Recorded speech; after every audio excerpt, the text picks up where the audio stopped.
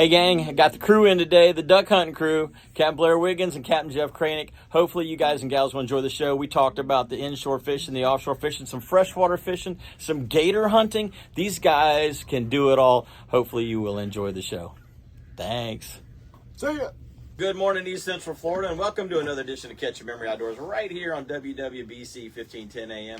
We appreciate you guys and gals tuning in every Saturday morning to see what's going on up and down the Space Coast here in Brevard County, Volusia County, Indian River County, and we're going to be talking about a bunch of stuff that are going on here up and down the coast, because we've got two of the best in the business in the studio this morning with me.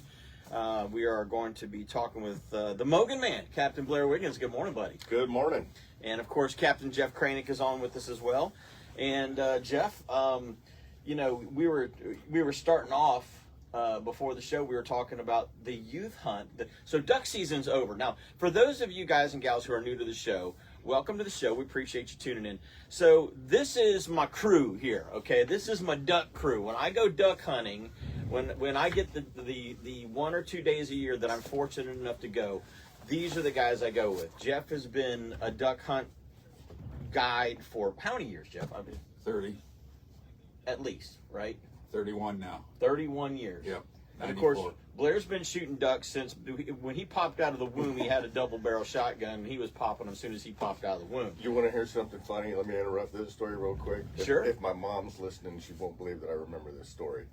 But when I was being born, and nobody in my family ever duck hunted, but when I was being born, when my mom was in labor, my mom actually was saying, "Get down, Blair. Here they come, Blair. Get down." And she was talking about ducks for some reason, and that was really.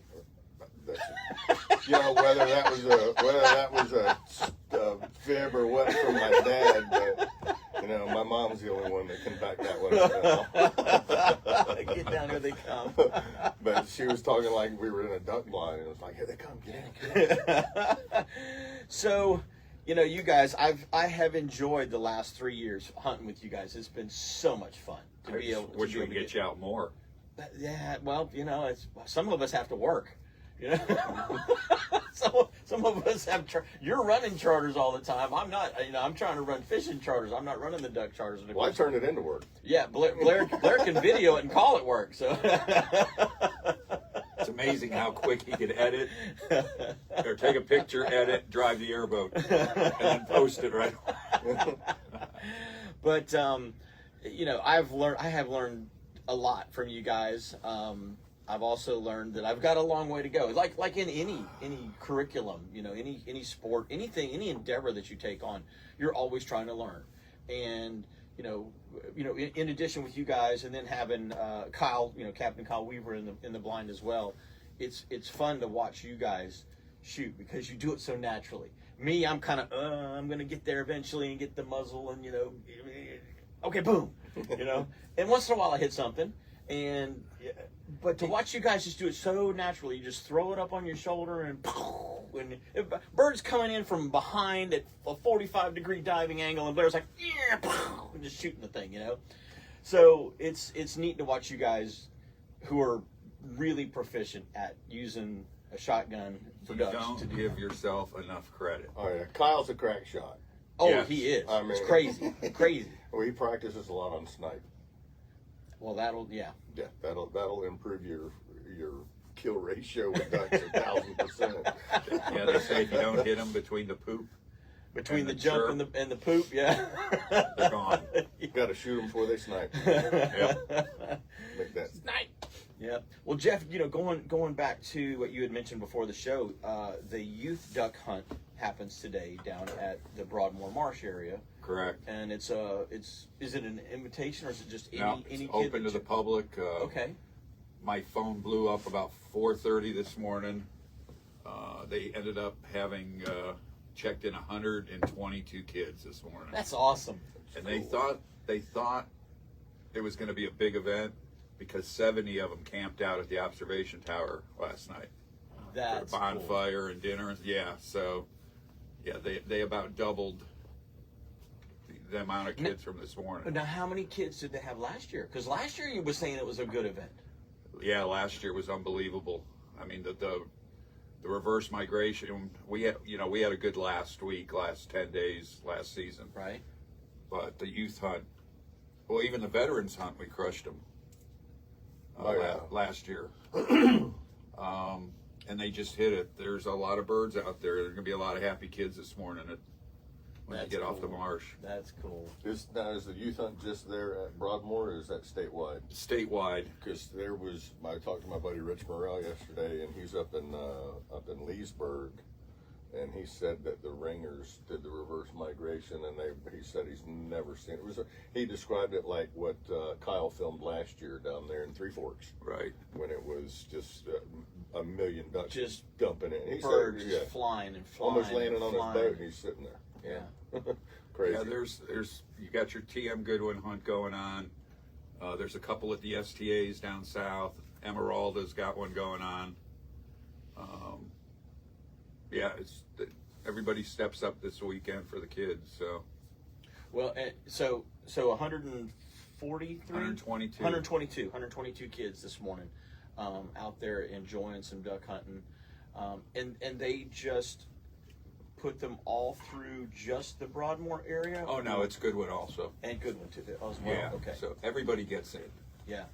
Of course, the permitted people get first pick at everything, but everybody gets in.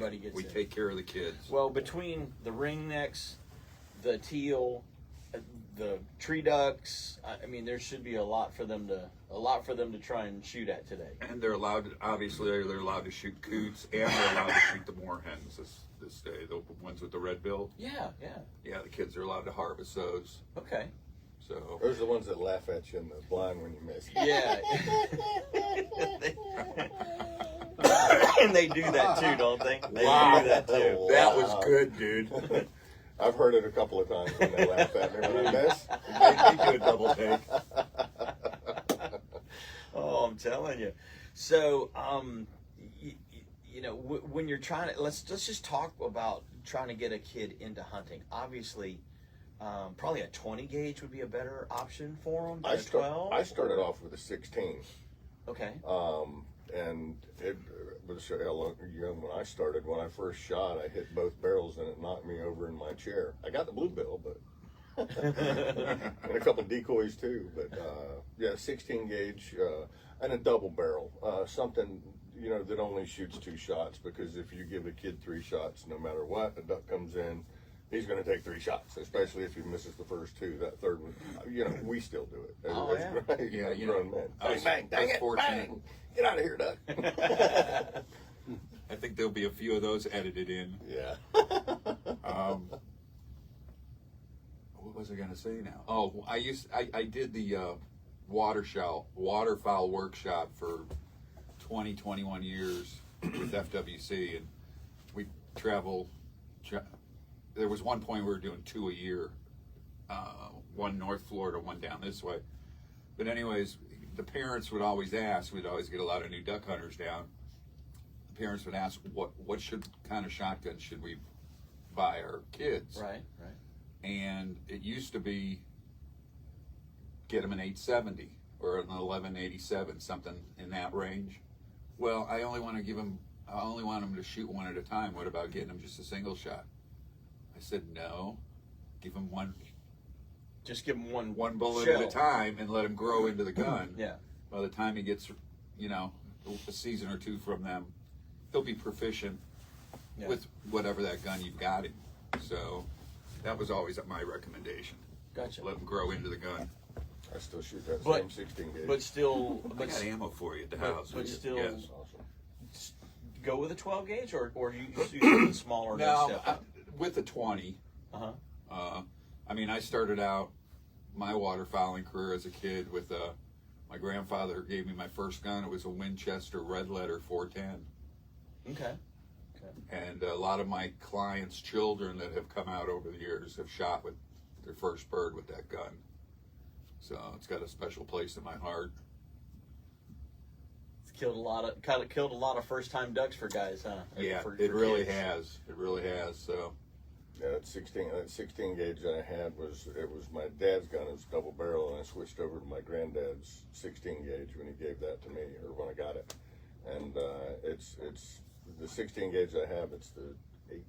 It's set up like a 12 gauge Remington 1100. Okay. Same gun, just in 16 gauge model. Gotcha. And Gotcha. yeah, my dad used to make me put 2 shells in that only. So. 2 shells. I think he made the plug extra long. Speaking of 410, there's a guy on Facebook. The big thing again is hunting all over the United States, North America, to get your 41 birds Okay. that are on this list. And this guy went up to St. Paul Island, where they do a lot of the deadliest catch shows out of there. He has been traveling around North America shooting the 41 birds with a 410 shotgun. Really? And he got his King Eider. They call it Island X too. He got his King Eider this season up there with this funky colored blue and yellow 410 shotgun. Huh. Yeah, that's really an accomplishment, especially with the sea ducks, as tough as they are. And Blair and I can attest to that because we went through a half a box of shells just trying to kill one the other day. Except for that one that Drayden got on camera, that was a perfect. It was coming. I almost hated to kill it. It was coming in so pretty, and it was coming straight in. It probably would have landed on us if I'd have let it. But yeah, it was a good shot. Yep. We have determined, though, when it comes to duck hunting, Drayden should have been there yesterday. Oh yeah, that definitely this year. Every time we got on the X, it was like, all right, we'll be on the X tomorrow. And the X moved. The X Yeah. moved. Yeah. That same thing happened to us this week in charter fishing. Last week we started finding these schools of drum in the Banana and the Indian River, and by the end of the week they had grown into some of the schools had 400 and 500 fish in them. Well, the beginning of this week they started off at 400 and 500, and on Wednesday there were 1,500 30 to 50 pound drum in 2 different schools, and then one other school that had about 400 in it. Keep them off the clam beds. Can't do it. They're going after them as hard as they can go. You think the ducks are bad on the baby clams? These drum are going to town on them. But they're big enough that they're doing headstands in 3 feet of water, because they're 36, 38. Nice. Actually, most of the fish, honestly, on my boat, we've got those Catch a Memory Outdoors measurement sticker tapes. The tape measures to 36. That way you've got a legal cobia or not. But the whole tape in entirety is 42 inches long, and most of the fish that we caught this week were longer than the tape.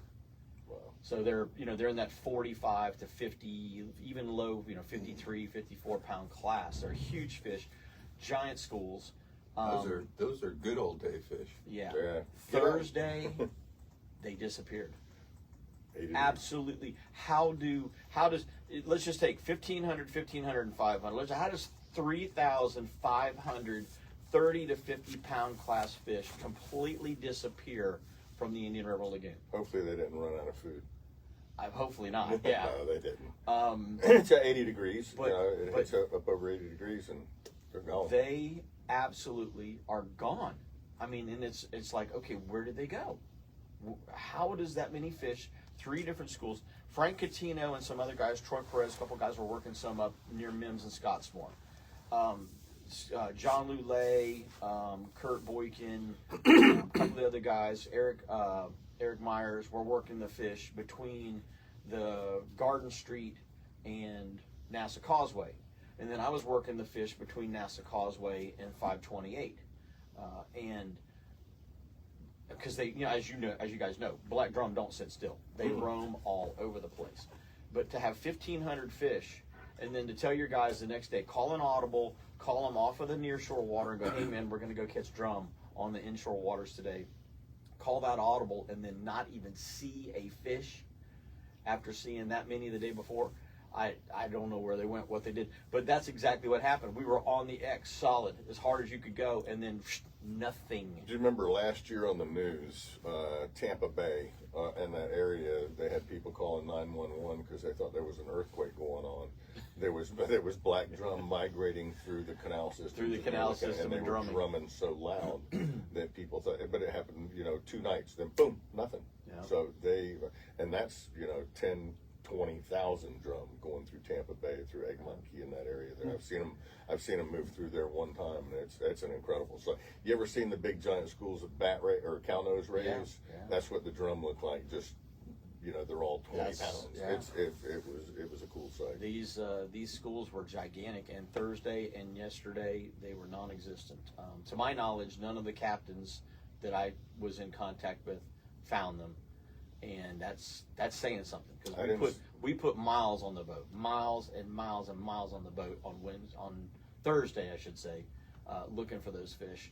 And I mean, I started at Cocoa and I ended all the way up at Parish Park in Titusville. See if you hear we of put a lot of black miles. drum. See if you hear them going through Sebastian. Well, I was going to They weren't there say, yesterday. I haven't heard of anybody in the Mosquito Lagoon. Now, there was a school in Mosquito Lagoon had a school of fish too that was about 500 fish that was down by Cucumber area, and I didn't hear of anybody that was on that school the last 2 days. Now, I didn't really call around to some of the guys who fish over there a little more than some of the rest of us, but there was no mention of it. Let's just put it that way. So really, really odd the way that things kind of happen. But you know what, guys and gals, we're going to take our first break of the morning, and hopefully you guys and gals will get a chance to get involved with the show. 321-632-1000 is our call-in line. We'd love to hear from you.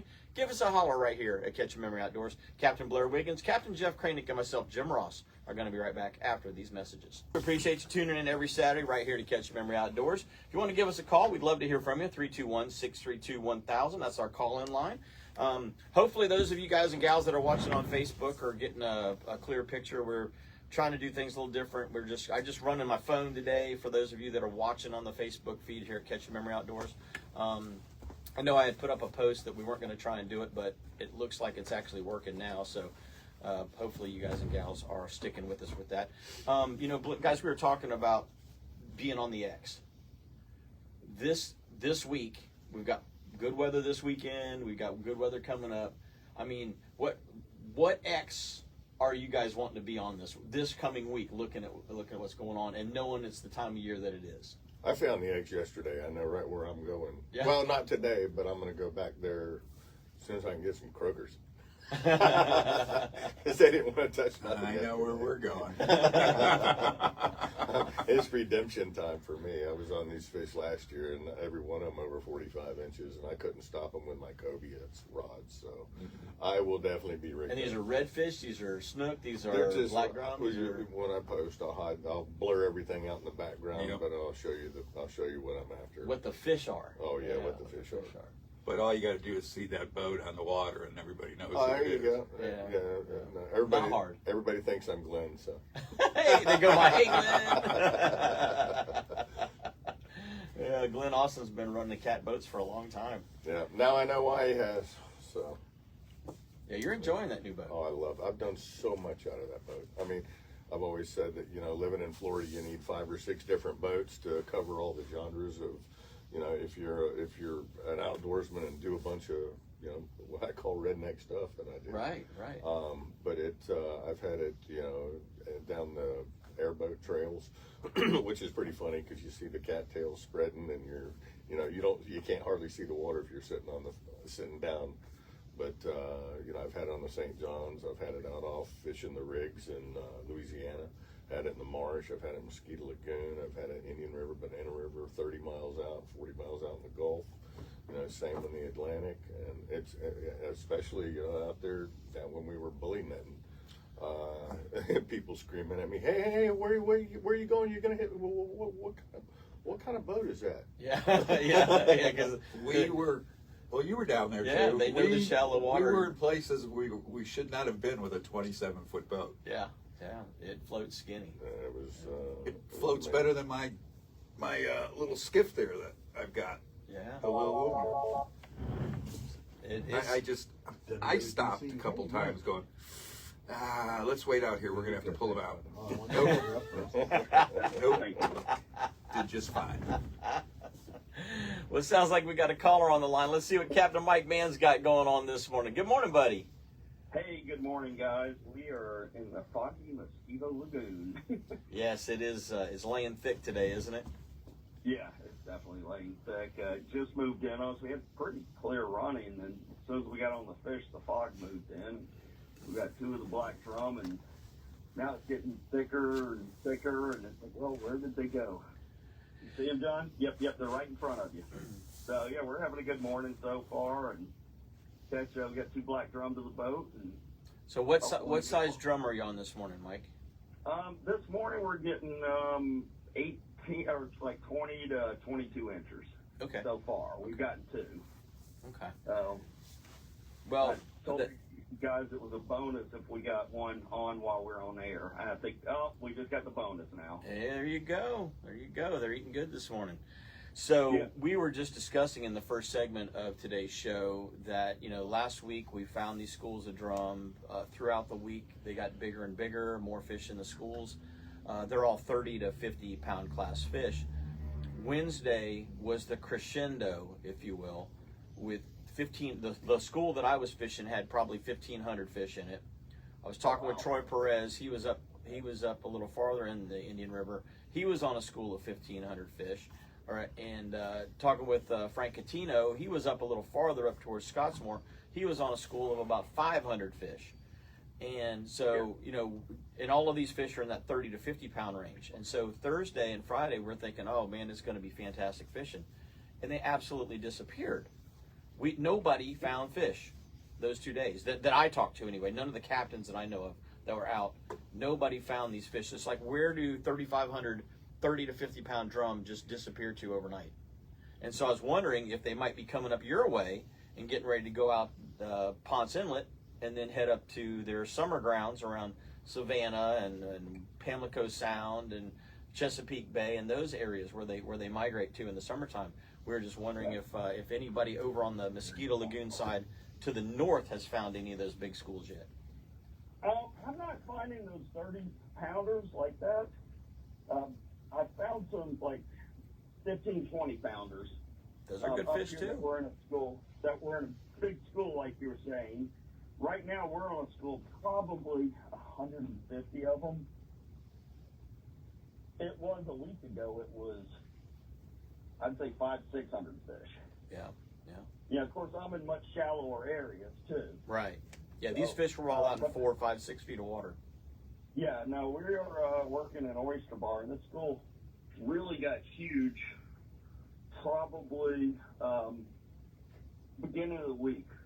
They were huge. I mean, just 500-600 fish. And then they kind of dwindled down. That was probably 150. Whether that's from fishing pressure and guys pushing them, whether it's from dolphins, who knows? Yeah, because the fish that size, the dolphins will still mess with them. Oh yeah. And what I'm finding is because it's been so calm all week, a lot of these schools are getting found by the savvy captains who understand that that's not a boat wake. Yeah. Yep. And because black drum aren't like redfish. Black drum will sit on a spot, let you catch them for hours. And then it's, another captain goes by, sees the captain on them, and that's a beacon. Hey, there's fish there. So they get no reprieve. Yeah. And when they get no reprieve, they start breaking up a little bit. And, there's guys out here keeping, 5, 6, 7, 10 fish, depending on how many people they've got on their boat. And it's like, guys, this is it's a fishery that's recovering. You keep that many fish. Yeah, you can't keep taking that kind of numbers out of it. Bigger ones. Yeah. Can't keep taking this kind of numbers. No, I'll tell you what, I got something exciting. The water temperature off of Ponce Inlet was 68 degrees yesterday. Yeah, the triple tail, cobia, everything else, dolphin offshore, everything should be starting to pop up just any time now. Yeah, I didn't see any yesterday, but I did get excited on the way back in and just slicked off. And we look and we see this thing sticking up, and I'm like, oh, is that a ray? No, it was about a 400-pound sunfish. So, but it was cool to see them. I mean, you don't get to see those guys super often. So we do see one. They're such cool looking. I don't know. They're like the saltwater version of a Dutch-billed platypus. Yeah, exactly. So I had a customer on the boat on Wednesday, that was telling me that he lives right on Flagler Beach. He's beachfront, right up there where they've lost all that sand and A1A fell into the ocean and all that kind of stuff. So he's right up by there, and he said that the whales were passing by his backyard on Monday. Yeah.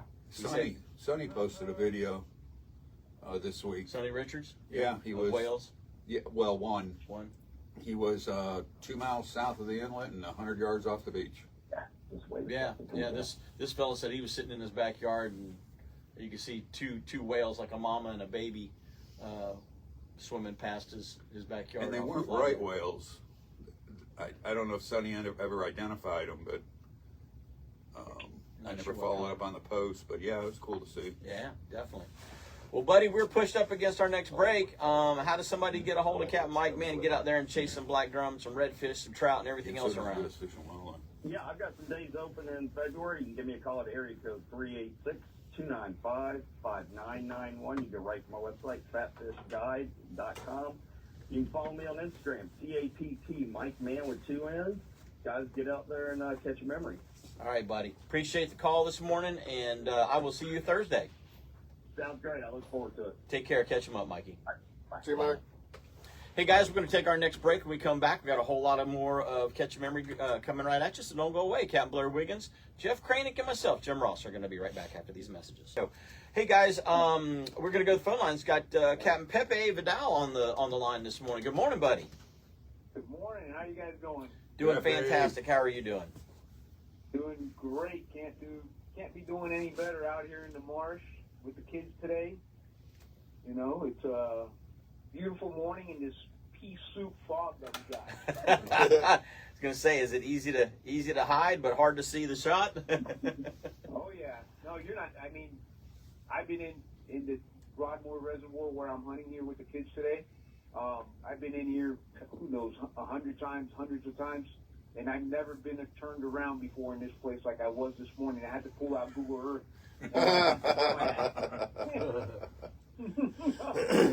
God, I remember back in the day, Peppy, man, before GPSs, before Google Earth and phones and stuff, you had to trust that little, we always wore those little round compasses that you go through the woods on your vest or whatever. Had one on my boat. And it always seemed, you had to trust that compass, but it always seemed like you were turning left or turning right as you're going.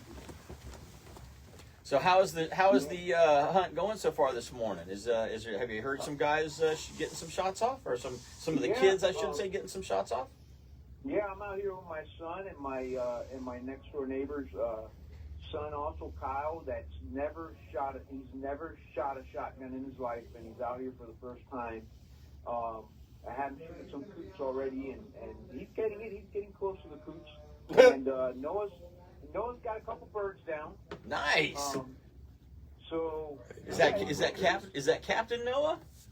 Captain Noah. Captain Noah's. Noah. This is Noah's 15 years old, so this is Noah's last youth hunt. This is it right here. Well, hopefully he goes out with a bang. I don't have kids of my own, but it's so cool. Pepe and I have known each other for almost 30 years, even when he was down in Miami, and just watching the triplets grow up. We were talking earlier in the week. He goes, "Yeah, this is his last youth hunt." I went, "Wow, I was there for his first youth hunt." Yep. Wow. That's so cool that they have stuff like that for the kids now. I was telling you, through the break, back when I started hunting, we had to buy the women's waders for me, and they were still too big. Because they didn't have kids waders at the time. Yeah. And I was wearing these old baggy clothes. My mom would have to sew them up so they'd fit, and it was fun. But yeah, I remember that. But I'll tell you what, this is a annual tradition here in Brevard County here at Tim Goodwin Broadmoor for the youth hunt. After the last hunt of the season, it's always the youth hunt, which is a black belly. What is it, Jeff? What do they call it? Black belly? Smackdown. Smackdown, yeah. So then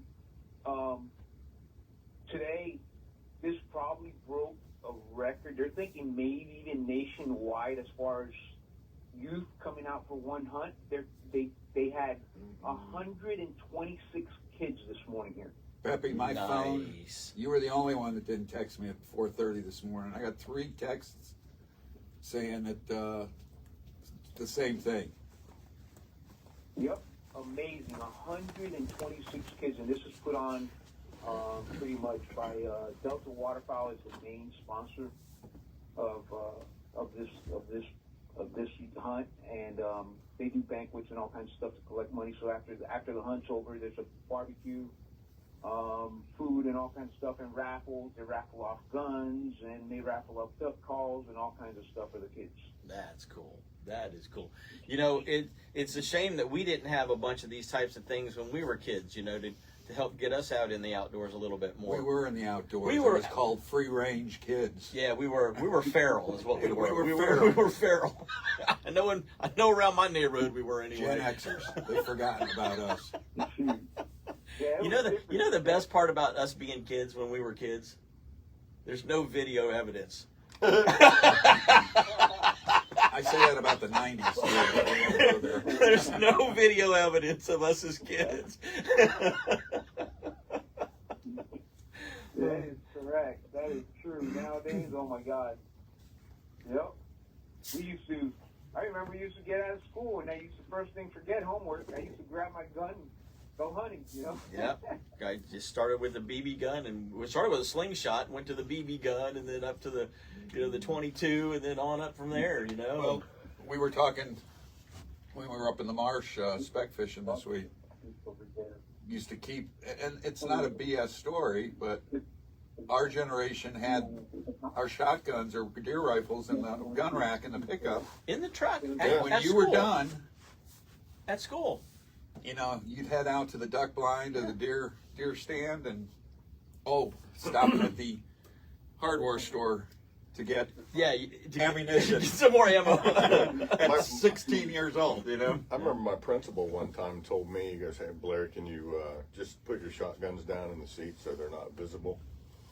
Not, It's just sitting as my truck sitting in the not park. visible in the gun rack in the rear window. Yeah. Yeah. Now it's illegal to even have a gun rack. Peppy, nowadays. how many kids in your school growing up had gun racks in the back window? I mean, it was half of my school that had gun rack in the back window. I think I was the only one in Cocoa Oh my Beach. God! It was yeah. Cocoa Everybody. Beach. I mean, it was not. It was normal. You know, it was something normal back then. Yeah. And we didn't have school shootings or safe places. Yeah. Or safe places, yeah. Oh, wait a minute. Yep. Trump just signed that. We don't have that anymore either. Well, buddy, we appreciate you calling in this morning, and I want to personally say thank you to guys like you, all those guys that are out there in the marsh this morning, taking the kids out and getting them involved in this kind of an endeavor. This is just a really cool thing, and it's great to see that it's growing every year, and that this is hopefully the biggest year ever, but hopefully not the biggest year to come. Exactly. Yep. We got to get them out there and get them away from video games and all this stuff, and get them out and see, what real Florida and the nature is, this kind of stuff. The real world. The real world. Yep. All right, buddy. Well, you guys enjoy the morning, and hopefully you have some more success. Take some pictures, Thank you. Pep. You guys take care. Yeah. All right, buddy. All right. Bye-bye. See you, now. Pep. Take care, guys. Guns at school. Yeah. What a novel concept. Everybody, I mean, did you ever hear of a school shooting when you were a kid? Mm-mm. I don't ever remember one. No, because we all had guns. Yeah. I don't know if it was Schools were not a soft target. Yeah. You know, if the cops were going to get you, your buddies were. How many kids were on the ADD medication back then? I won't get into that. Yeah, right. I mean, yeah, Not many. yeah, Not psychos, many. whatever, drugs. I can't divulge. I was sworn to secrecy this morning, but there's going to be some changes with the youth hunt. Right. In regards to Tony Rushing passed away a couple weeks back. He was part of our DU chapter, and when we decided to jump into an additional part of DU, the Green Wings program, he stepped up, and he put together the first camp black belly, and I was the one that named it. Nice. So Nice. they're going to be doing something real nice for them, but I'll let them announce it. Gotcha. Save some of them black bellies for next year. Well, I'm chumming them up in the backyard, so. Yeah, every morning we're begging for ducks to come over, and Jim's sending us pictures of him. He's got 200 black bellies around his feet and a couple of Egyptian geese in his backyard. Yeah, the cast net needs to come out, There is a waiver you can sign, go down to the fireworks place and get some to control the duck population. His wife would make him sleep in the truck. Yeah. If he did that. Yeah, those are her pets. So but it's interesting. So 2 Egyptian geese flew into the pasture yesterday. I was over feeding horses, right? 2 of them flew in the pasture, and the other day, some buzzards were in the pasture. Well, the horses, horses being horses, they do horse things. Well, one of the horses decides, I don't want these buzzards in my pasture, and almost all the buzzards got out of the pasture. I'm just going to leave it at that. I was like, wow. Horses are pretty fast whenever they want to be. There's some nasty birds, too, especially when they get smashed. Yeah. But I was waiting for the Egyptian geese to have the same fate. And I had my pocket knife just in case, Peppy and I passed on a pair this year. Did you really? Yeah. Yeah. Now, why would you do that? They're great looking birds, but they can't eat them. Oh, no? Oh, okay. No, and that's just talking from guys down south, because you can't throw a pebble in a lake down there without hitting an Egyptian goose in South Florida. But yeah, it's like shooting scoters. You got to have a plan for them before you shoot. That normally involves crab season. Yeah, it normally involves a crab trap or a tomato vine.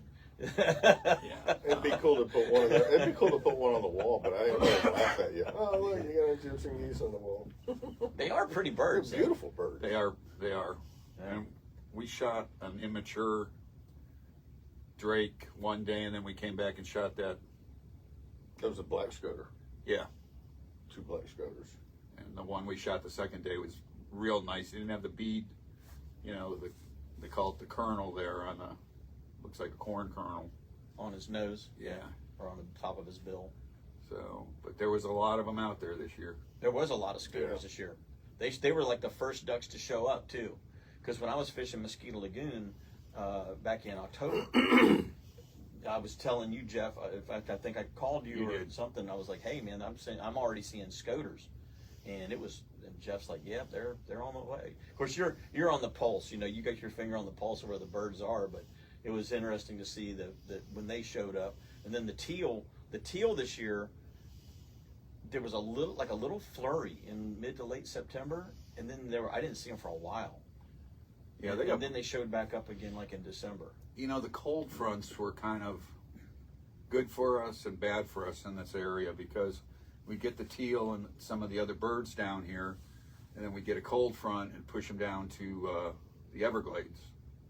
A couple of buddies of mine down there had the best seasons of their life. Yeah. And when the reverse migration was supposed to start, we had a cold front sitting right over top of us, that last one. Well, on their way back, it short-stopped the birds again in South Florida. And they had a heck of a reverse migration hunts down there. You have to look at the way the fronts come down. One front is going to keep them here for us, and then the next front's going to blow them through. So, sometimes we get them, and sometimes we have to wait on them. So. Yeah. Well, we're going to go take our last break of the first hour of the show. So you guys and gals, hold on just a second. We're going to be right back. Facebook feature. We're live on Facebook through the break. So have at it, guys. This segment of the show is brought to you by the guys and gals down at Ingle Coolers. If you missed the sidewalk sale, you're in luck. They're going to have another one a little bit later in the year. But anyway, go to inglecoolers.com. You can check out all the cool stuff that they have. One of the neat things about Ingle is they have water bottles. And when you start looking at the number of plastic bottles that we go through every single week on a fishing charter, having refillable tumblers like Blair has this morning and like I use a lot, But having these water bottles is really nice as well because you can pre-chill them, put them in the cooler. You can freeze them if you want, put them in the cooler, and then they act as a ice cube and as a water supply. And they're being refillable. You just take them home, clean them out, fill them back up, put them back in the cooler again, and you're not having all of that plastic every single time that you're out on the water. So it's a pretty cool way to kind of reduce your carbon footprint or whatever you want to call that. It just basically just slows down on the trash, and Trying especially to with email plastic. Mike. I've been using a gallon jug. You're thinking, cutting down on all the plastic bottles, but Yeah. I'm still got a plastic. You still got a plastic jug. One of those would be great in there. Yeah. For sure. Yeah, I would like to see them build they've got like a 16 and like a 22 ounce. I would like to see them build one that's, say, 38 to 40 ounces in size for a full day type of a scenario, like when we're out on the water. Here's a fun fact for you. When we were down in the Keys, we stopped last July. We stopped at one of the markets that they have. A little bit of this, a little bit of that, and it was a not-for-profit company had this loop going, and worldwide, the water bottles that are sent to be recycled over in China, only 9% of them get recycled. The rest of them are sitting on the docks, just getting higher and higher and higher. Wow. I mean, they just lack a capacity to be able to process them. It's still cheaper just to punch out a new bottle than it is to recycle. Recycle an old one. Yeah. It's unfortunate. Well, let's go to the phone lines. I believe we got John Durkee on the line this morning. Good morning, John. Hey, good morning, Captain Ross. How are you doing, buddy? Hey, I'm doing well. Doing well. We're eating dolphin tonight. All right. Well, that's a good thing. Eh? Yeah, I'll give you a quick report. The reason I'm calling, the FSFA, Florida Sports Fishing Association, is hosting the Kids Fishing Clinic out at Jetty Park right now. Started at 7 o'clock, runs till about 1. Any kid between, I think it's like age 5 and 12 maybe, got to have parents with them. 5 and 15. Yep. Yeah, 5 and 15, thanks. They get a rod and reel. Usually there's hot dogs. Casiba's cooking hot dogs, and they go out there. We've been putting bait out all night, and there's going to be a bunch of fish caught and a bunch of kids having fun, and they get to take the rod and reel home.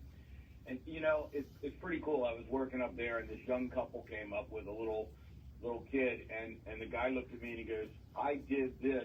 My parents brought me to this 20-some years ago. Yeah. Now I'm bringing my kids. So it's a great event. And invite everybody out there who's got young children that would like them to go fishing today and get hooked on fishing. Make some memories. I remember when the concept came around at the FSFA and they decided to pair up with the FWC to try and put this thing together. And like you say, almost 30 years ago, pretty cool concept. I was actually working at Saltwater Concepts back then. I wasn't even guiding yet.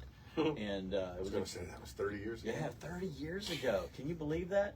I was it was just before I started guiding, and it was about the same time. It was kind of funny. It was about the same time Coastal Angler magazine came out when Rodney Smith started putting that project together.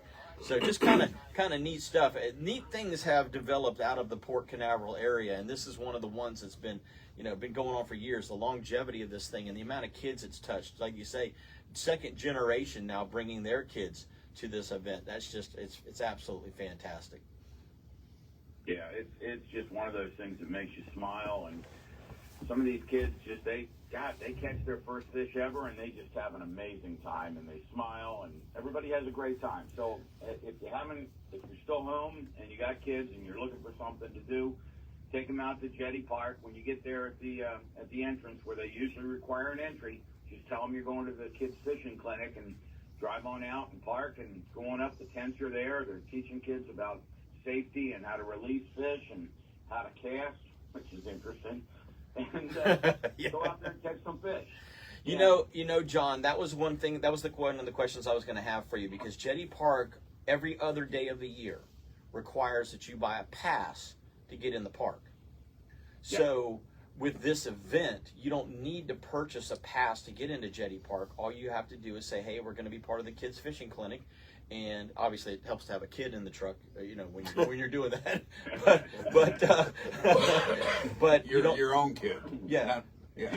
Or I identify. What if I'm 57? What if I identify as 12? Let's go. Okay, So, but you have to have a legitimate under 15 year old person in the truck or the car with you. Long story short, no entry fee to get in, and free food and free fishing rod. What a great time! And I wanted to say personally, thank you very much to the guys at FSFA for continuing this for so many years and to putting all of this hard work and this dedication into it. Yeah, definitely. All the kid events going on, man.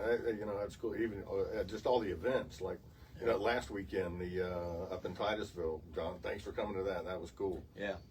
That was great. That was awesome. Buddy, we will. You know what? We're not letting you go yet. You got a 2-minute segment here that we have to hear about the dolphin that you're getting ready to eat tonight. Oh yeah. How did that come about? I don't know. It won't take that long. It was 68 when we left the port. Out at 180, it was maybe 70. It was just kind of muddled. There was not a sharp edge at all. We're in the stream, again, not a sharp edge, and we found a solid 1-degree temp break. Wind was out of the west. It was piling weeds up. Wasn't a great weed line, but it was probably 2 miles long. We weren't in the water for 3 minutes, and we got our first little small gapper, and then we picked up a little cow that I tagged, and that was it. But there were fish there, so it was gorgeous out there yesterday. Absolutely beautiful. Yes, it was. Now you got a tagged cow dolphin yesterday. Had one little cow. That's all. Yep. That was all we got. We only got 2. We had a couple of short stripes. Nothing was big. Was it one of the CCA tags from the Star Tournament? No, I tagged it for the dolphin recent. Oh, you tagged it. Oh, I thought you caught one with a tag. Okay, I misunderstood. Oh my God, no. Yeah. That would be cool. That would be cool. That would be cool. Going on the wall. So, all right, buddy. Well, we Yeah. appreciate the call in this morning. Thank you so much, and we hopefully will get a bunch of kids out there to have some fun this morning. all right. Catch your memory, Jim. Take care, See ya. buddy. Bye-bye now. Speaking of offshore, real quick, did you guys get the email for the survey for the proposed closure for the bottom fish? I think I saw it in my email inbox. Yeah.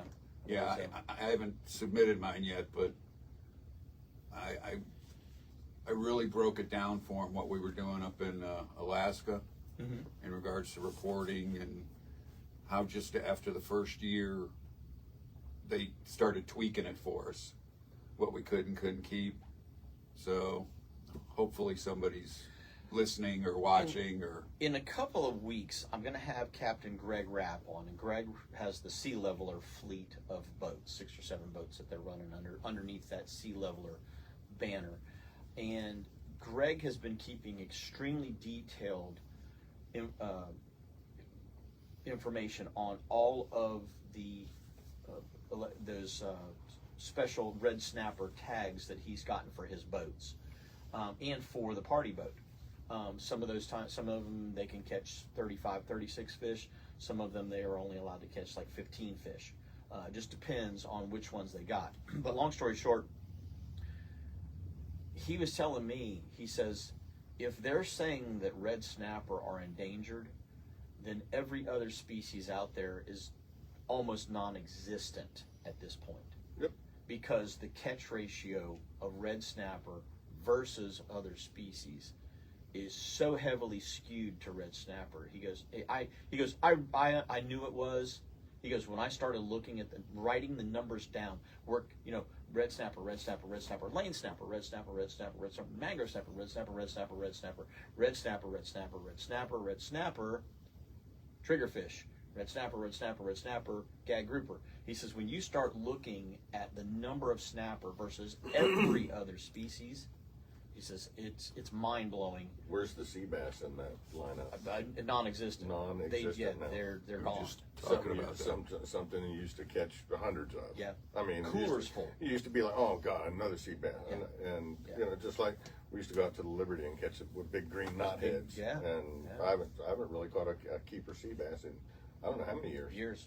Not that I do a ton of bottom fishing, but it's been years since I've had. I mean, that was a go-to. Yeah. Yeah. You wanted some fish for dinner or cookout or something. after trolling all day, you stop on the 40-foot reef and Bing, bing, bing. Liberty. Top the cooler off. Yeah. You know, it was one of those top the cooler off spots. Yeah, And then you had to weed through the little ones to get the green ones. Exactly. Well, guys and gals, we hope that you have enjoyed the first hour of the show with Captain Blair Wiggins, Captain Jeff Kraynik, and myself, Jim Ross. We're going to be right back with a whole nother hour of this thing we call Catch a Memory right after this break, so don't go away. Captain Blair Wiggins is in with myself, Jim Ross, and of course, Captain Jeff Kraynik. You know, there's a lot of stuff that we like to do, guys, and I wanted to start this segment of the show off with, this is the time of the year when you can get out in the marsh and the bugs don't chew you to death. except at sunrise and sunset. Yeah. In the middle of the day. Or the middle of the day. So Blair and I jumped in the airboat the other day, and we went out and had an absolute ball. Bite was not very good for us, but we had an absolute ball catching. I mean, we caught, I don't know, 6 or 7 different species at least. He had a gizzard shad that he got right there at the dam. There was a ton of them in there. I had a bass. We had brim, bluegill, red breast, and the targeted species. pumpkin seed, speckled perch, which is what we were actually trying for, and even got a catfish. Yeah. You know, nice little butter cat. Yeah, So- we were out the next day, and for Did a you couple find hours. them? Did you guys find them better than we did on Sunday? Just the specks. Yeah. Oh yeah. Matter of fact, I caught in one of those warmouth. Or I mean, Oh, one of and those, warmouth. I forgot about those. Yeah, one of those specks was a warmouth. Really? Yeah, because it looked speckled when I was looking at it, but those fish are so dark out of the St. John's. Mm-hmm. I just tossed him in the bottom of the boat. Got home and I had kept a couple of the warmouth. They're delicious little guys. But it was a warmouth, just a big one. It was about a pound. That is a big one. It was a huge one. Snagged an alligator. Oh yeah, snag yeah. Oh, I did. I remember I said I think I just had an alligator because I was Yeah. but then my hook bent out of him because we're using those little tiny speck jigs. But yeah, I think I did too. There's no shortage of alligators out on the St. John's River right now. Especially with how low the water is. Matter of fact, Doug called me from the district. He said thanks for taking that picture for him of the airboat jump. Oh yeah. A couple boards missing off of it. Oh yeah, It's in bad shape. the one at the dam. Yeah. I must have missed that. It's just a couple boards. And, Oh. well, yeah, and you got the lag bolts sticking up too. Yeah, the lag bolts were sticking up. Yeah. That's where the missing boards were. Oh, okay. Embedded in somebody's following. Yeah, you don't need that. But yeah, riding up and down on the airboat was a whole lot of fun. Obviously, there's so many things to catch in the St. John's River, and I don't fish it as growing up as a kid. I fished it a lot with my grandfather, and right around the time I got my first saltwater boat, I all of a sudden just kind of stopped fishing in fresh water. So right around the age of 22, 21, 22, I bought my first fiberglass centered console with a 120, and I got out of that John boat, sort of a mode, and I just stayed in the salt water the entire time. But it's so nice to get back into the fresh water, and it's amazing. It's so simple to catch fish. Oh, it is, and you just microsize, you downsize everything. Just a It's little lot of 1/8 ounce fun. jig head and a little tiny 2-inch curly tail, and boom, and you're Sometimes an 1/8 ounce is a little too much. and you're just catching fish. A couple months back, he took me trolling for him, the specs. I'd never done it before. And I'm not a big freshwater fisherman, but man, that was a good time. It was like fishing offshore with micro jigs. Well, we didn't troll; we were just casting. Right. When the afternoon that we were out, but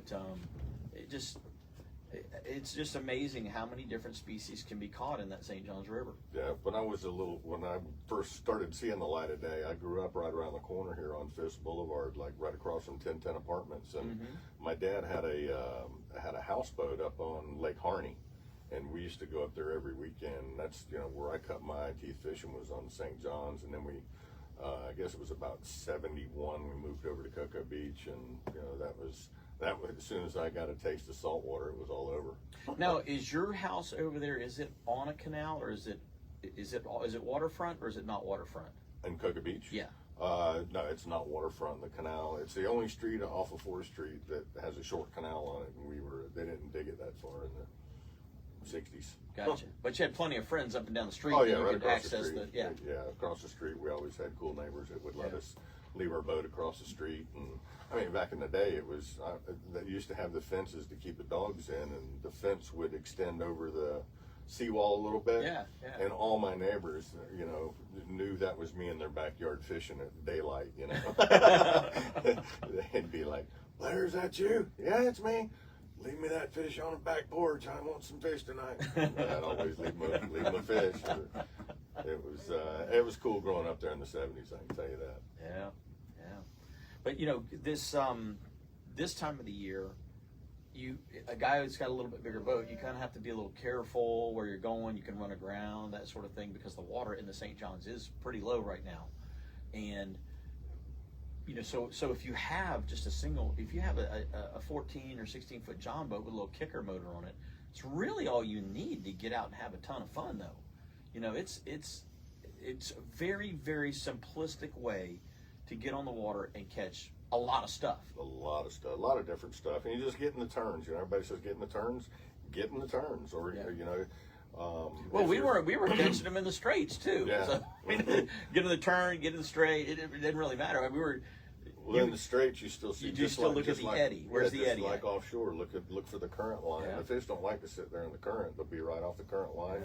Waiting for stuff to swim by them. So yeah, it is interesting. We were sitting there dissecting each little piece of water that we were fishing, and it was like, okay, this cast ought to be a fish, and a lot of times, it was like you put it there, and immediately you're rewarded, with that hit. You may not have caught it, but boom, there's a hit, and you're like, oh, there he is.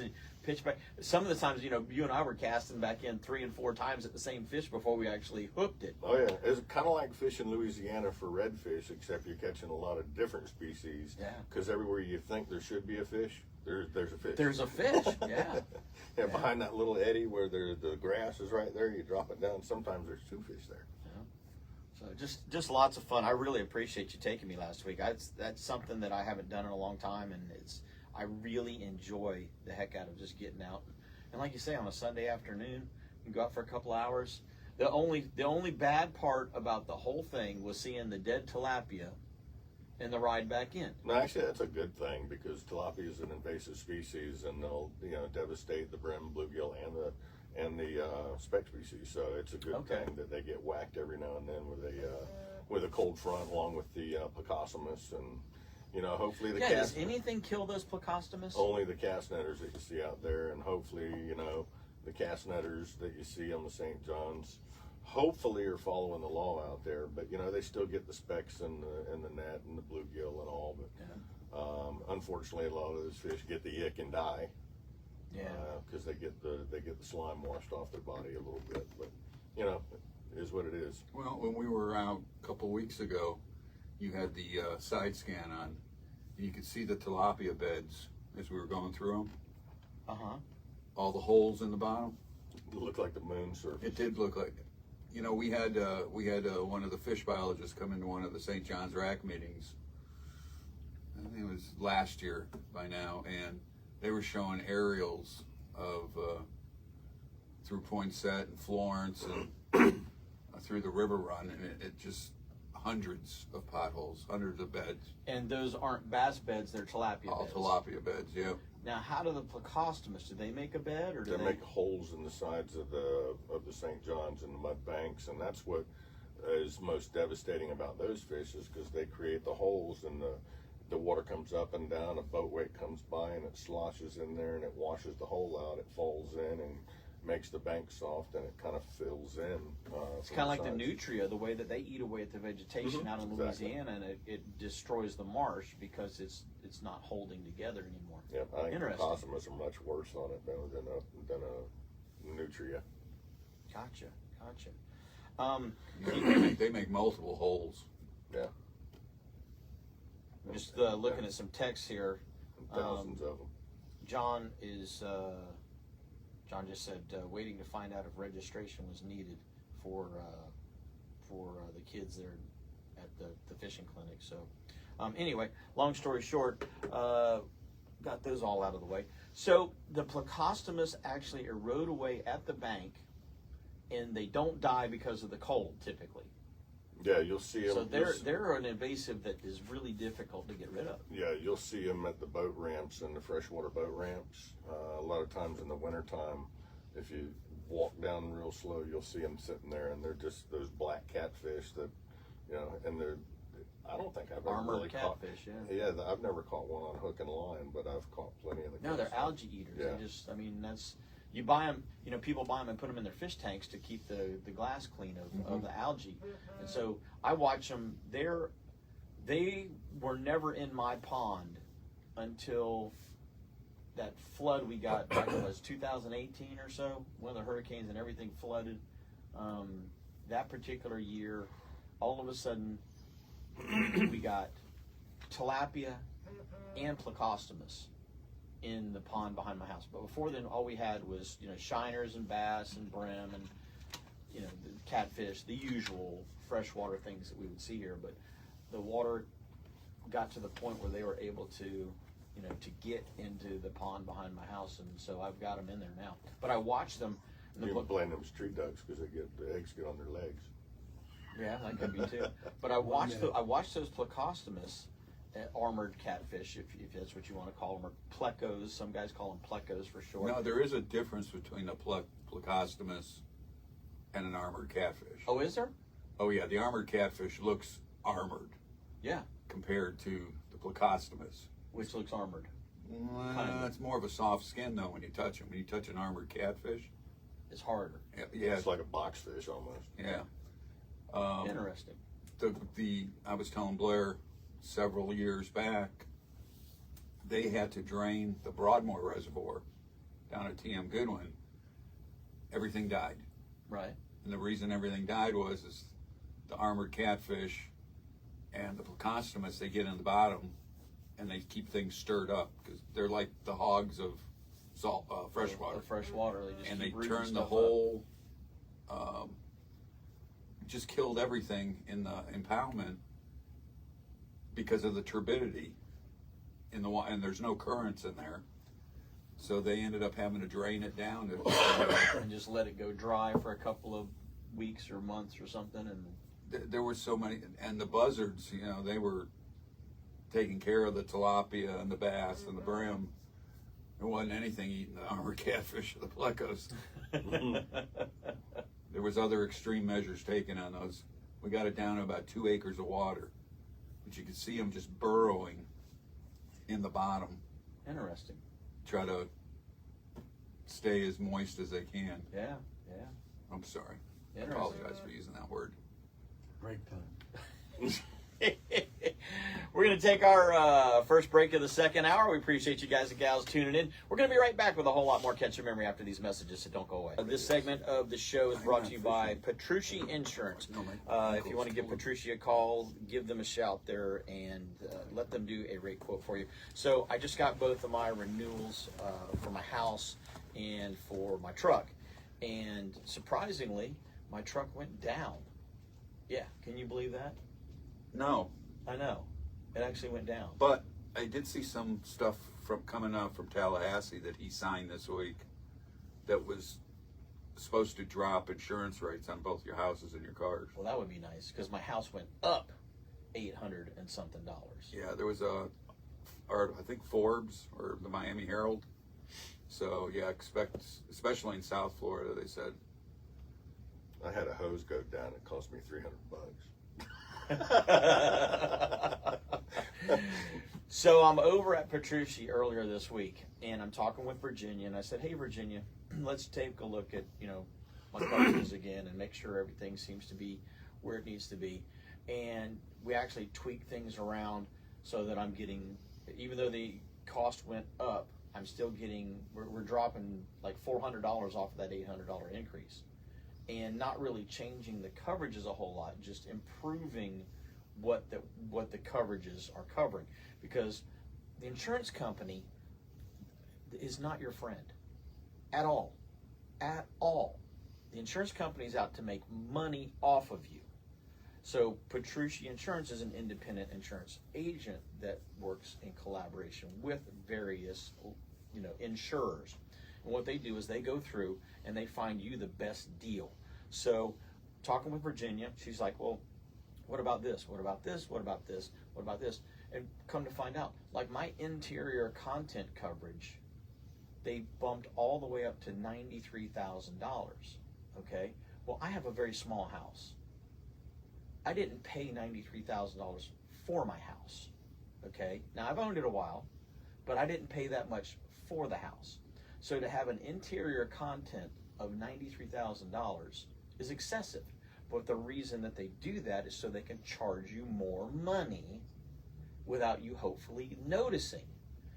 Virginia goes through and she goes, no, we need it. She goes, what's the actual, content value that you think your house is? And so we adjusted all those levels, bring everything back within spec. Because the insurance company, every single year you get the renewal, but they're bumping, and bumping. Anything they can bump. So if you don't get an independent insurance agency like Petrucci Insurance to go in and check every single box to make sure that you're not getting over-coveraged on something and overcharged for something, then you're going to get overcharged. So give them a call. It's super easy. Give them a call over there, 321-632-1200. 632-1200. Give them a call. Make sure you're not getting overcovered. Make sure you're not undercovered as well, because sometimes your house value will be more than what the replacement cost of it is in the case of your particular insurance policy. And so you have to make sure that you have enough coverage to cover in the case of a catastrophe, like a fire or something to that event as well. So that's what they do. They fine-tune everything for you, make sure that you're getting the proper coverage at the best rate. That's what Petrucci Insurance does. So give them a shout. Tell them you heard it right here on Catching Memory Outdoors. If you got a boat, if you got a car, truck, whatever, give them a call. They're going to do the same thing for you there. Guys, we were talking a little bit about this freshwater fishing, and obviously it's a nice time of the year to get out because the bugs aren't as bad as they could be until they are. Dark. Until dark. So, you did take a shower when you got home, right? oh yeah. Not only did I take a shower, I had to clean off my glasses because I had my sunglasses on still. I had bug splats on my sunglasses. He was laughing at you And right before we Yeah. got up to get out of there. He goes, And- oh yeah, Jim got sprayed pretty bad. Oh yeah. And the whole front of my rain jacket is covered in bug splatter. I got hit in the eye once on the way back, but yeah, we missed it. Yeah, we missed it. There was a couple of those bugs that were like dinosaurs. There was one pterodactyls. big one. One hit Blair, and it sounded like somebody thumped him in the head with a rock. You could hear it over there. But Yeah, it was like, I was like, dang. I was telling Blair I got hit by a bat. Really? Yeah, coming back from a gator hunt at night, and it knocked me out of the seat of the airboat. And somehow I fell and didn't break my back into the Good bilge. grief. Knocked me right out of my seat. That's amazing. That is amazing. So, we're talking about what goes on in freshwater, and what's really interesting is that, it's a sideshow. There's always a sideshow. You're fishing or you're duck hunting, but there's always a sideshow. There's always something else to look at other than what you're there to be doing. And the alligators this time of the year are one of the things that are really cool. So, I was thinking when I was out with Blair the other day, you're going down the river and there's an alligator, there's an alligator, there's an alligator. These alligators are all 3 to 6 foot in length, right? And you're like, why aren't we seeing any big ones? And then you go down a stretch of river and you're like, man, I haven't seen any gators in a while. And then all of a sudden, there's the big one. There's the big one. Yeah. And you can tell when you're running down that river where that big one's living, because there's no little ones hanging around there. That, or as you're going with the tooling down with a trolling motor doing a drift, you see all the gators, and next thing you know, you don't see the gators, and then you hear that. You hear them growling. Yeah, growling at you. Especially like next month, into March and April, when the mating season's around. Yeah. That's the only time you really got to worry about them jumping in the boat or coming at you. But it's rare that happens. Yeah, we saw 1 or 2 good ones though. But there's a lot of them. Oh, there's a lot. There's a lot of those 3 to 6 footers. We begged FWC for years to cut back on the applications for that part of the river. Because they were giving, at one point, they were giving out like 76 a phase. So just go 75 times 4. And that gives you the, what is it? What would that be? 300? 300 times 2 if everybody got their gators that were coming out of there. That small stretch every season. And eventually it just collapsed. What stretch is that from, like 192 up to 520? So And it's one of the largest. What is the next lake? Was Helen Blazes? Is the next one south of Washington? Yes. You got Sawgrass, Helen Blazes, Sawgrass, and what, Little Helen Blaze, or Little Sawgrass. And that goes from from 192, like at Camp Holly. Yeah, to just north of Bulldozer Canal. And now, and the South River's just in bad shape in regards to gators as north of 192. Gotcha. We just took way too many out of there for too many years. But there's plenty between 520 and 50. Yeah, you think? A couple of good ones in there. Oh Lord, well they don't hunt them in there. Oh really? Yeah, it's. Now why not? We got some good lobbyists. So just that section. Airboat rides, where are they mostly concentrated? Between 520 and 50. Okay, so there's no hunting because they need something to go take the people out, the tourists out to show. Yeah, when they got tired of seeing the rat, they come over and see the gator. Yeah. And then north of 50 or north of 46, or where does it pick back up again? North of 50. Okay, that's interesting. Yeah, we got that 11 segment of the river is off limits to hunting. We got 11 and a half north of 50 this year. A big one. Yeah, it was a good gator, a real good gator. That was the story. You guys have had some good luck. Yeah, the last couple of seasons. Yeah. I'm not a big daytime hunter. I prefer night. That's just the way I was taught. Right. But it is kind of fun fishing for them. On the daytime, there's just so much more that can go wrong in the daytime, I think. But and I'm as successful in the daytime as I ever was at night. So even better, really. I've got bigger gators. Jeff, you're a nighttime hunter primarily. What is your let's talk your setup for people that are interested in going and trying to hunt for a gator. What is your setup for nighttime? The plan is to get up into the grass flats off the river run and just do zigzags across the marsh, pushing. We call it pushing grass. And what you're hoping for is they're getting up in there later on in the night to feed on turtles, marsh bunnies, smaller gators, that kind of stuff, and try to catch the big ones up on the flats of the grass. And we're either using a handheld harpoon, bow and arrow, or a crossbow. Okay. I was fortunate that the guy that taught me how to gator hunt was hooked in real hard with Safari Club International, so I got his overflow on public tags. And you got guys that are traveling all over the world, and hey, I've killed 80 species around the world with this bow, and that's what they want to do. Up until these last 2 years, I could say I've had clients do it over the last couple of years, but I've never physically caught a gator snagging. Gotcha. So, and you're primarily sneaking up on them, and you're not really sneaking up. I mean, they can see you and hear you coming. Right. You're waiting for them to go, oh, poop! You got me up here on the shallow. Yeah, I let you know get the too grass. close. The grass explodes, and then you just get on them. They'll either head for the deep water or they'll head for an airboat trail. But you're trying to shoot them with the crossbow, with the compound bow, with the harpoon. Yes. You're hand loading the harpoon, hand throwing the harpoon. Yeah, which to me is the funnest. That's you against the alligator there. Yeah, that's caveman stuff. Yeah. Yeah. So and you gotta stick them anywhere but the head. I've seen 308s ricochet off a gator skull. Biggest one I ever caught personally was 13.6 and a half. It weighed 770 pounds, and I got him in between the rear, one of the rear legs, right in between one of his toes. That's webbed.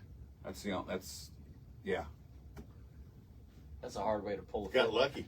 That's I did get lucky. That's a hard way to pull one in. So, but the last gator I took was with Blair, and that was I've kept track since '89 when it opened back up, '88. I've put clients on, or personally, 100 or 1,004 alligators. That's a lot of gator meat. That is a lot of gator meat. That is. Now, conversely, Blair, you're hunting them in the daytime, Yeah. and you're using a fishing rod and that sort of thing. Let's talk about that after this break and see what the differences are. So we're going to take this next break. When we come back, we got a whole lot more catch and memory. So don't go away, gang. We're going to be right back. This segment of the show is brought to you by Direct Graphics. If you're looking for any kind of boat wrap, truck wrap, business cards, banners, billboards, whatever you need, they can build it out for you, print it out for you, and install it if you need it done.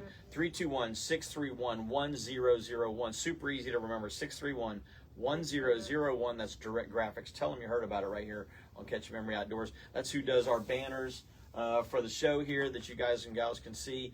If you're watching on the Facebook feed, that's who does all of our vinyl stickers for our Catch Memory Outdoor stickers, the fish tapes, all of that stuff.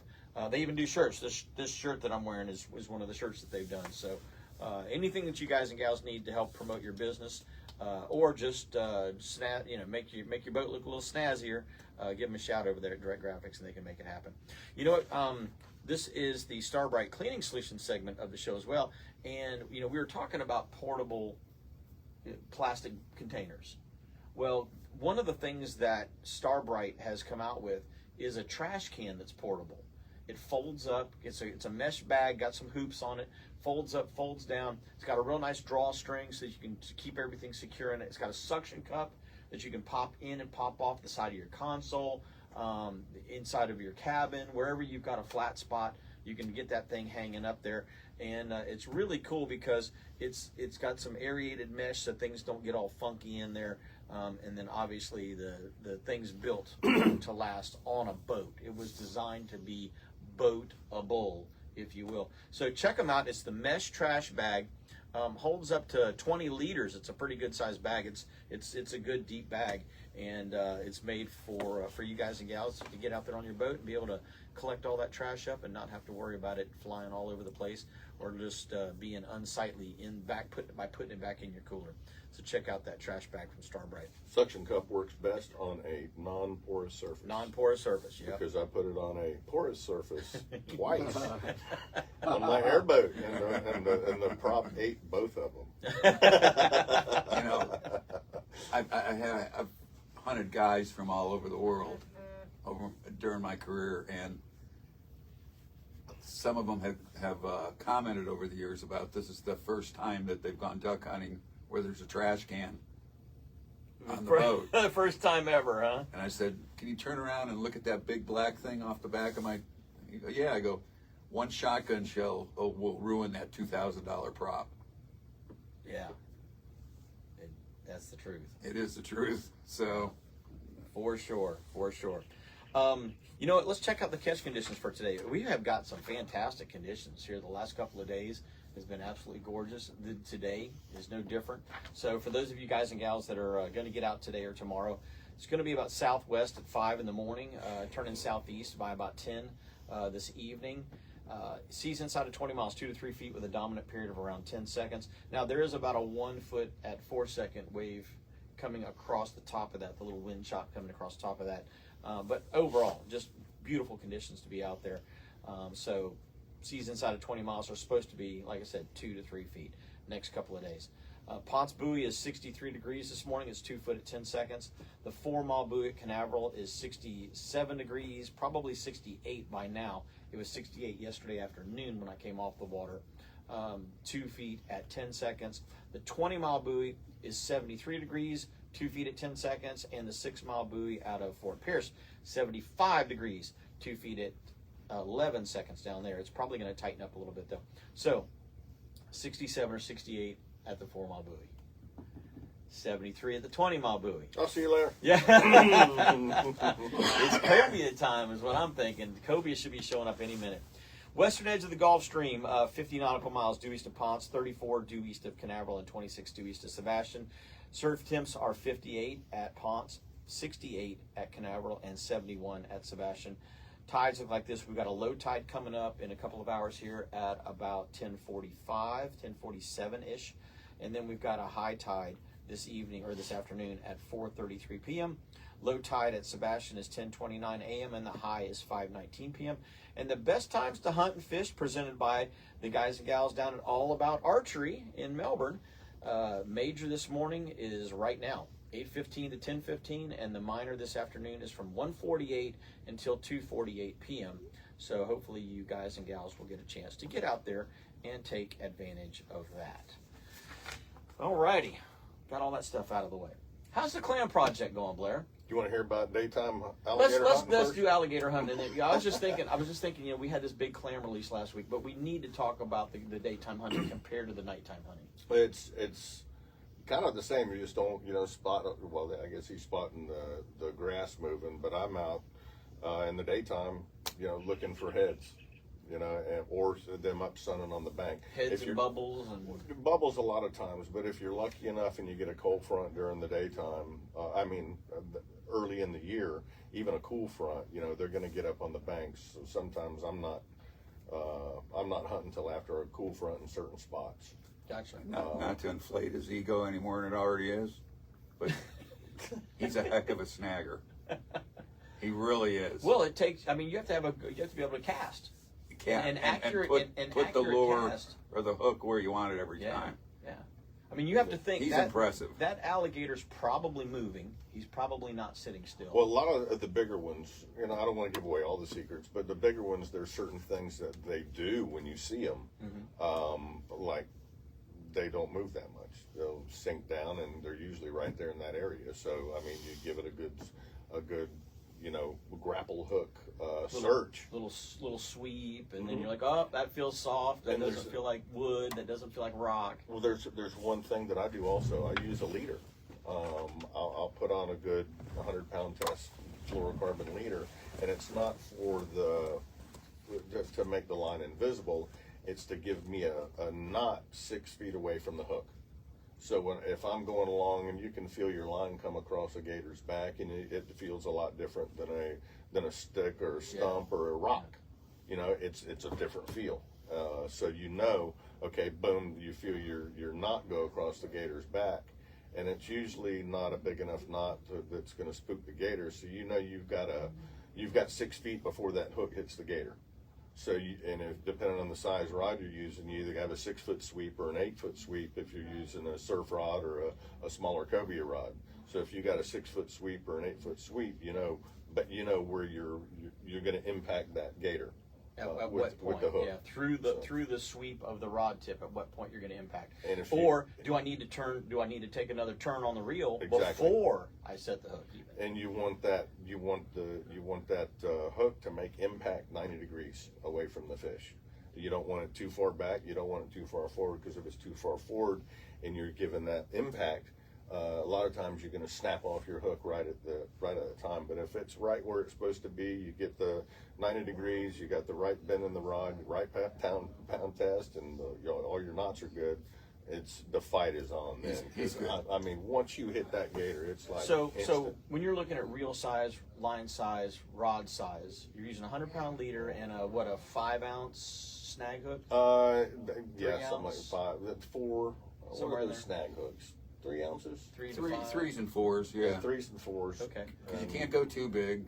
You pick up too much. Too much trash. And Too some, much trash. and some of them are no weight, because it depends on what time of year. If the water's high, water's low. Yeah. If how fast the current's running. It kind of all depends. And then your main line is typically what, 50, 80? 80. I Okay. use 80, anywhere from 50 to 80. And then a reel that's like a 6,000 or 8,000 size reel. Yeah, roughly? anything over 6,000 or above. Okay. Some with good power. Now, what about like a drag setting? Are you letting the animal run? Pretty tight. When you hit them, you'll fight them a little bit. A lot of guys like to sit there and fight them and try to wrestle them, but I'll hit them and I'll let them sit, fight them for a minute, and then I'll ease up on them, keep a little bit of tension on them, but let them settle back down, and they'll go right back down at the bottom and sit, and then you get another hook in them, another Snag hook. fishing line hook. What people don't realize is alligators versus warm-blooded game is, yeah, gator's got a big burst of energy when you hit him with the harpoon or snag him, but after about 30 seconds, he's exhausted at that point because they have white muscle where we have red muscle, where it oxygenates, it continues to pump oxygen into your muscle tissue. Right. It doesn't happen with cold-blooded animals. So you get that initial burst. Then they've exhausted their energy source. That's when you've got to take additional advantage of getting up on them, but keeping the line tight. Because after a minute or two of lying on the bottom, he's going to be ready to go again. Okay. So we put another surf rod in them, another good snag hook. That way you can both fight him, because you're in some of these canals with the willows around. You try fighting one of these gators, you're not gonna win. Period. By yourself. But if you get two lines in him and are able to fight him, and then let him settle back down and then grapple hook him, it's pretty much all over. Or you get him up where you're not really fighting him super hard, but you're just pulling that gator up off the bottom, and you got Jeff on the back of the boat with a crossbow, and double lung him. And once he gets up, so you can take a breath or whatever. Yeah, you can still do your crossbow or your harpoon. But then you bring them up and you power head them right behind in the sweet spot behind the eyes, and you got your gator. It's pretty easy. Then the hardest part is dragging them over the gunnel. Yeah. Or getting them back in the truck when they come back to life. yeah, Yeah, I heard you guys had one come back to life on you this year. Oh, we went up and over the tailgate was closed, and it went up. FWC gave us a hand. One of the biologists. It's like, well, let's take the weight out of the boat. A couple 100 pounds there. Yeah. I think I told you the taxidermist said that gator had like 2.5 feet of his tail bitten off when he was a youngster. I didn't even notice it, but that gator should have been bigger. 14 and a half, 15 foot. Wow. From his eyeballs to the tip of his snout was 15 3/4 inches. But yeah, the thing came out up and over the tailgate. We stopped. And what was really bad is we were at an intersection of two deep water canals. Right. And again, he expended just enough energy to where we finished him. But, I spiked his brain. Obviously didn't do it good enough, but his eyes rolled back just like you're supposed to do. So you can't be, and I've done it a bunch, and he's done it, killed way more gators than I have. And with him there, he's done it how many times? And it's still. I saw his eyes, and I saw the knife pop through his spinal cord. What you thought, but you can't be too careful with gators. Ever. Don't ever let your guard down with them, because as soon as you get overconfident, that's when something happens. That's when something bad happens. The biggest thing is after you get your hooks in them and after you bang stick him, I've seen a lot of guys just drag them up on the boat. You gotta turn them over, pin that jaw against the gunnel, tape them, and tape them with. Everybody makes fun of me, but I don't use the black tape. Right. Because if it falls off, you can't really tell. Orange, red, yellow, it doesn't matter. Something high vis. Yeah. So you could look down there and see that immediately.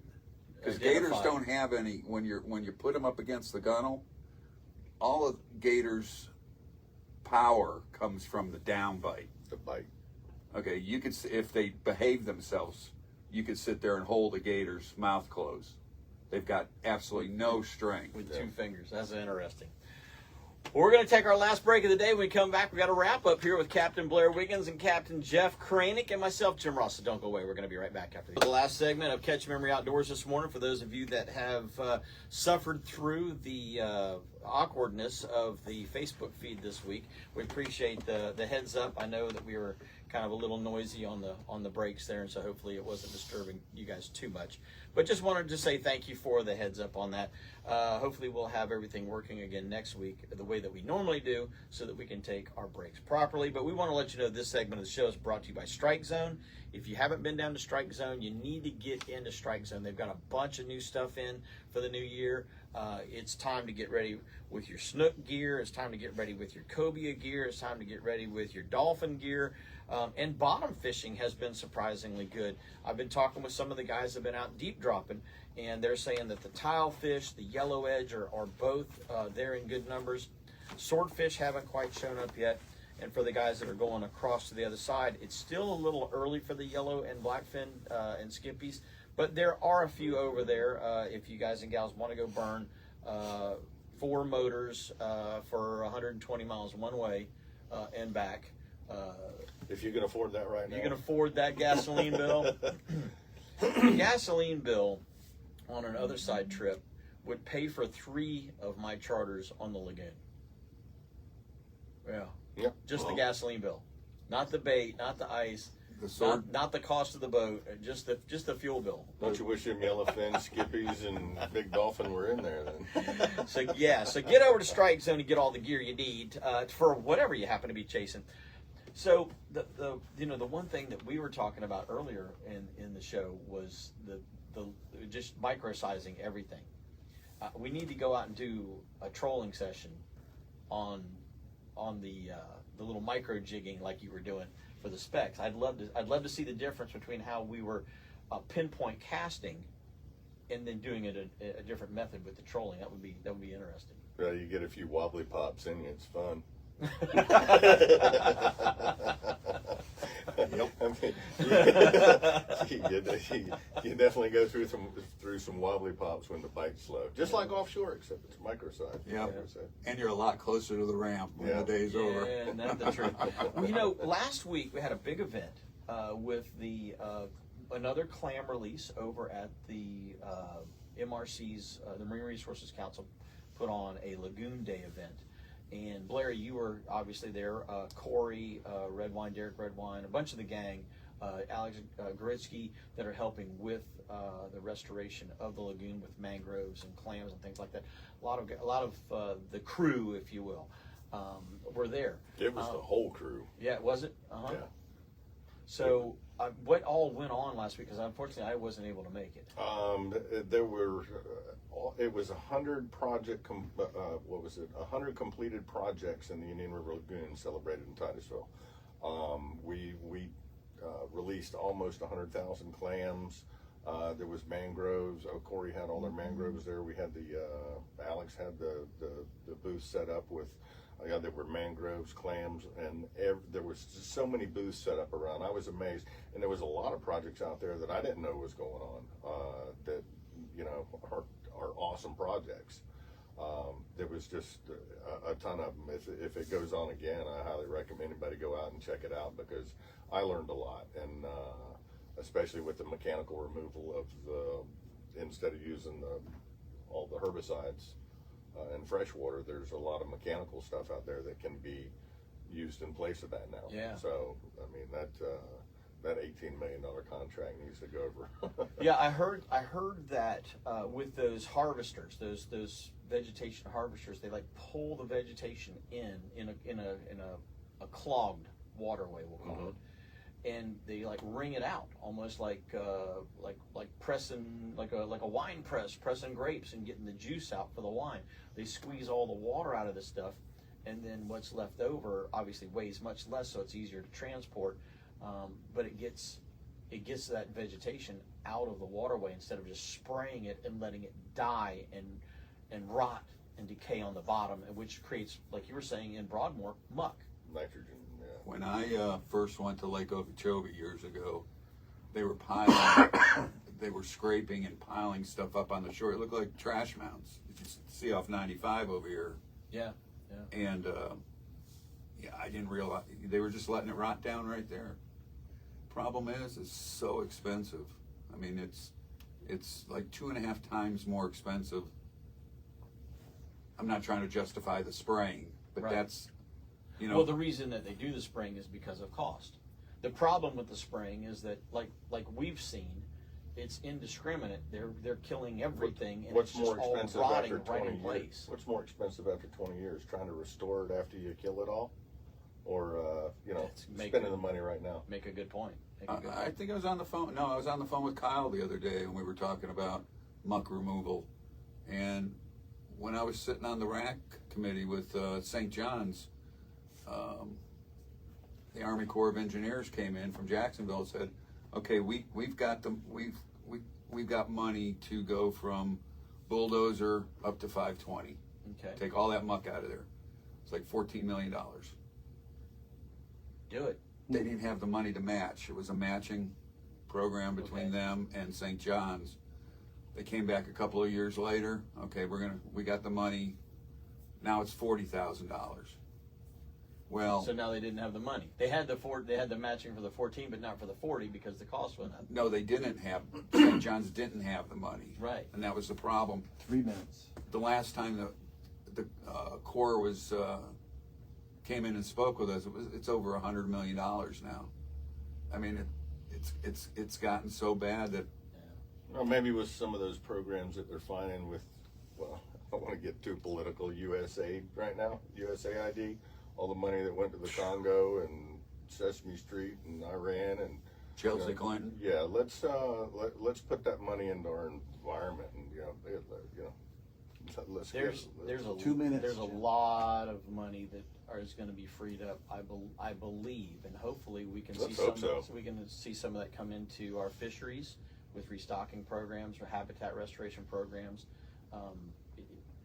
That would be really cool as an outdoorsman here in the state of Florida to see some of that money filter down and help fix or to maintain what we currently have. That would Definitely. be awesome. And just a shout out to everybody that's helped with the clam restoration so far. I know we were going to talk about it. I think we're getting yelled at by Paul. 2 minutes left. Yeah. But I think we're getting north of 55 million clams now that we've released back in the Indian River. Finding baby quahog clams, and people are saying, no, those are periwinkle clams, or whatever they were. Yeah, some of them were, but we are finding the smaller clams around the clam beds now, and it's working, and it's And in the guts of most of the ducks we shot. oh yeah, and the baby duck and the ducks, Well, there's I baby mean, clams. but that's what we want. Yeah, I mean, If there's no clams, there's no reason for the ducks to be here. If there's no clams, there's no reason for the redfish or the black drum to stick around. and There's no- FWC, that's not hunting over baited fields. Yeah. 1 minute. And it's not, the pompano. I mean, look at the pompano runs we used to get Yep. when we were kids in the Banana and Indian Rivers. We used to get schools of pompano coming up and down at certain times of the year. And with restored habitat, with the water quality being better, with clams there for them to actually feed on, everything's getting back to how it should be. Over the 30 last seconds, Jim. 5 years, it's getting back to the wintering sea ducks, the bluebills and the scoters and the old squaw. Since he started putting those clams out 5 years ago, where there were no clams, we're seeing more birds every year. Every year. They're Every benefiting year. from.